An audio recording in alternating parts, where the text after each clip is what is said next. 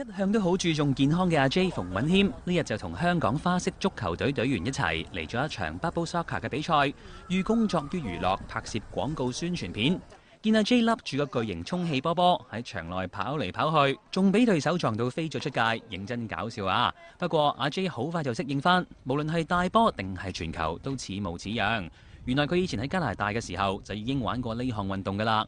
咪睇呢日隊員用嘅波波色彩繽紛，印有生果圖案，係貪得意啊！阿 J 就話其實係有特別意思㗎噃。咁呢個係幾特別，因為佢係中意用呢個鮮果呢個造型，因為係希望可以即係 promote 一個 healthy 一個健康嘅 lifestyle，即係用生果啊，希望多啲人食多啲生果，同埋做多啲運動咯。其實自己係咪都係好中意即係得閒嘅時候去做呢一啲 outdoor activities 㗎？我自己中意 outdoors 嘅，因為我自己係中意太陽啊，我有時可能會跑完步去曬太陽嘅，即係 keep 住一個即係多啲 vitamin D 咯。咁我覺得係一個好好事嚟嘅。咪睇阿 J 平日講嘢斯斯文文，其實佢除咗戶外運動之外，平日仲好中意做 gym 嚟叉電。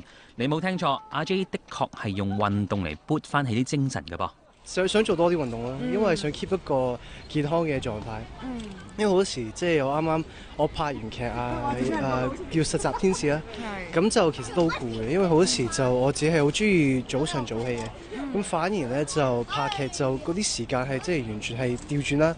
我自己係差唔多係即係6點鐘啊，朝頭早可能先拍完劇，先翻屋企可能瞓幾粒鐘，又翻出嚟又拍外景咯。咁所以其實係都係幾辛苦嘅。咁但係所以我就而家拍完就操翻做多啲 gym 啊，keep 好嘅狀態。